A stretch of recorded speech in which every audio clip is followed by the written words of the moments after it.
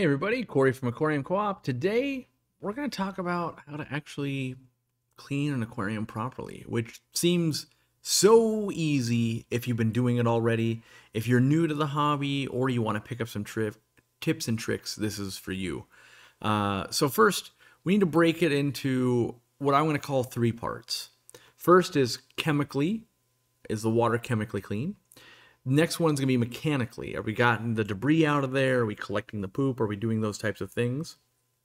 And last one we'll talk about is equipment and making sure that it's still working properly and that it's not getting worn out, and the thing that everyone always forgets to do and doesn't do. So first, chemically speaking, I like to start with test strips.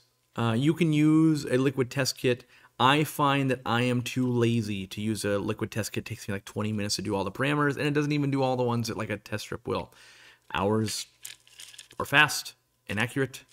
I use that on a weekly basis, and my goal is usually to do maintenance on my aquarium once a month, though. So I like to check in frequently to make sure that, yeah, everything's going to plan. So I test there, and then I would make any adjustments. Is your pH too low? Should we think about adding crushed coral? Is it just low because we haven't done enough water changes? Maybe your tap water is higher, right? Maybe you're running out of KH. Maybe you've got too many nitrates. Is that because there's too much fish poop? Are we dosing fertilizers too much? Are the plants not getting enough light? But looking at that, and I like to write them down. If you write them down, you can compare. My tank was doing so good last year. Why is it not doing well now? Like, oh, this changed or that changed. Or you can see, ooh, at this schedule of water changes, I see this thing is building up, or I'm running out of this. I'm going to make a change. And that change might just be like, you know what, I'm going to do 2 water changes this month to fix my problem and reset it so it'll be good for another 2 years. Or maybe it won't. You know, we'll figure out what we need to do by looking at those stats. Next, we would also look at maybe we got brown water, maybe we got green water, maybe we got cloudy white water, but we might use carbon to take out those tannins. We might have to go, okay, let's put that on the checklist. We need to pick up carbon if we don't have it. Maybe I'm putting it in the sheet, so I fit it in my filter. That's what I typically do. Maybe using bags of carbon. Purigen, same thing there. But chemically, that is the most important one for fish. That is the one that keeps your fish alive. Mechanical stuff is for us. But chemically, if your chemical balance is off, your pH is way too high or way too low, you're out of this, you're out of that, you can actually have fish start dying from that.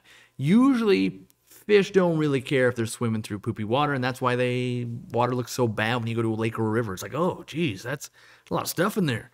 That's chemically, the water's very good. It just looks bad. And so that first part chemically, that's what keeps our fish alive and healthy and the system stable and the plants growing and algae at bay and all those things. When it comes to the mechanical filtration, mechanical just means the physical debris. How do we get that out of our aquarium, right? So the first thing when I'm cleaning an aquarium, I'm going to do the algae. Scrub-a-dub-dub, get algae off the glass. Maybe it's off of a rock. Maybe it's on the intake tube or my heater. Just scrub it, and you're going to get all this stuff floating in the water, and that's by design. We want to do that first. So we get all that done. That on like this size aquarium might take 10 minutes. My 800 gallon takes about 40 minutes actually. And maybe a small aquarium takes you 5 minutes, right? You want to get everything you can. Yeah, it's looking pretty good. It might get pretty cloudy in there. That's okay. The next thing I want to do is I want to do any plant trimming or moving. Plant's been growing real tall. You know what? I've been meaning to move this plant over here. All of that's going to stir up muck, or I'm going to have plant leaves up top that I need to net out and work on that.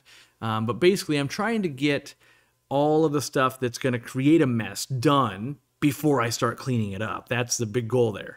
Next, what I'm going to do when I'm cleaning an aquarium and focusing on the mechanical part is I'm going to siphon water or gravel vac. Almost always, I will do some gravel vacuuming when I'm taking water out. And I don't go super deep. I don't go where, you know, the densest plants are, but usually up front, there's a barrier between the front glass, and okay, I can get that. And you're gonna notice, like, when you drop the food in, if you always drop it in the same corner, oh man, it's real dirty right there. But you move over a foot, not as dirty because you don't drop the food there. So you're gonna know the spots you kind of gotta hit. It's like the traffic patterns on a carpet or something. Like, oh, we walk that path all the time, or maybe in a lawn, and it's like, yeah, that's more traveled, more used. We're going to clean that a little bit more than the rest of the aquarium. You might see some debris stuck in a corner down in the bottom of that plant. Let me kind of suck that out of there. Let me get all the big chunky stuff I can out of that water. Or if there's any slow parts, make a note of that going, a lot of stuff's collecting over there. I might want to change something in my equipment to address that. So I would change water. For me, typically that's somewhere between 30 and 50%, depending on how much I need to remove. That's really what it comes down to. And then also chemically, you might see that as well. You might go, wow, I'm really far off with the balance of my pH and everything, and I know my tap water is better. I will do that 50% to try and get it back to where I want it. And you might have to follow up with more water changes on different days. I typically don't do much more than a 50% if I can help it in one day. I find that you start killing off lots of bacteria from the glass and all that kind of stuff. The lower you get, the longer it takes. And I like stability in my tanks. So the next thing, when it comes to mechanical filtration, don't touch the filters, which seems the exact opposite of clean your aquarium day. And it kind of is. The reason being, we just mucked up the aquarium, right? There's stuff in the water. We're filling the water back in right now as we speak. There's still stuff in there. We want the filters to collect that. We want to get as much as we can out. So give it at least 24 hours. So if you did this on a Saturday, come back tomorrow on Sunday, then service your filters. That's going to get the most of it out. It's going to make it so that you can go longer in between cleaning. And, it's like cleaning you wouldn't clean your shop right before you cut up a bunch of wood. You're putting dust everywhere, right? And that's the same thing that's going on here. Like, we just cut a bunch of stuff. Let's let the dust settle. Let's let the filters clean it up, and then we'll go clean the filters. And that typically is a better course of action, especially if you break this up into like weekly tasks. Maybe you have 2 aquariums. Today, I did all the chemical cleaning, all the mechanical cleaning in this tank. I did the water change and all of that, not the filters. The other aquarium, I did all the filters.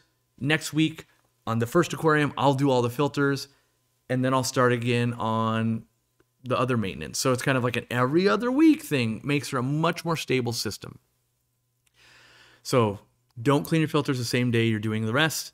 You also want to do a thorough job. And what I find a lot of times is with people with a few aquariums, they start, someone calls them up, hey, you want to go out to lunch? You start going, oh yeah, I can finish this up real quick. And really we want to do a good job, because what you miss today plagues you for months on end. Because every time you clean your aquarium, you're lucky to get 70% of it clean. What I mean by that is, like, of the 100%, you can get 70% out. And so when you fall behind, you only got 50% out this time. Well, next time when you clean, there's even more gunk, and typically we just fall into patterns. So the last part of this, the equipment checklist. It sounds super intuitive, but it's not, and we don't do it. We are very good at neglecting things we use in our daily lives, whether it's your coffee maker, your toaster, your car, doesn't matter, your chair, your TV, your aquarium. It worked yesterday, so it will work tomorrow. That is how our brains work. But we all know everything has wear and tear. Everything will break eventually. Everything could be running a little bit better. So these are the things I like to look for. The air system. I want to look, right, at the amount of air that I'm getting out of my maybe sponge filters, air stones, whatever you're running. Is it the same? Is it going down? Does the pump sound correct? Has it rattled over and now it's against the door and making a bah sound? Or is it moving a little bit? Or is it just the way it's always been? Is it getting a little clogged? Do you have a little filter you can check on there to maybe, if you're a smoker, that's a big one. The other thing I would look for is water. Is there any water in the line? A lot of times, most times we're using a check valve, and when those eventually fail, you'll get water in the line. Well, you might get a little peak of that before you have the catastrophic failure and your water pump's full of water and it doesn't work anymore. You might go, yeah, there's condensation and other stuff. You also might want to say, oh yeah, I moved where the air stone was. Now there's a lot of slack in the line, or any of those things. So you're just looking at that going, yep, and take a look. Don't actually just go, well, I didn't change anything.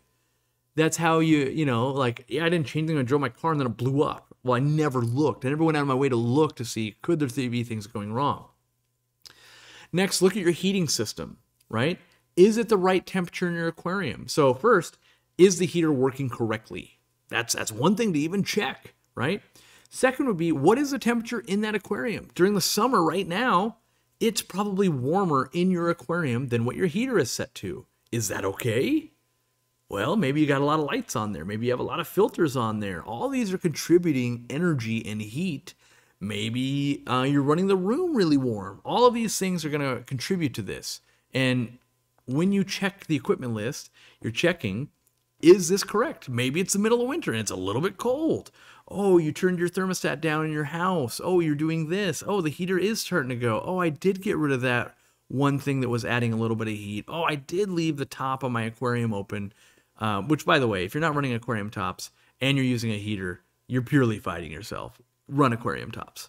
You'll have less fish jumping, and you won't be burning through heaters all the time and paying a lot of money in electricity.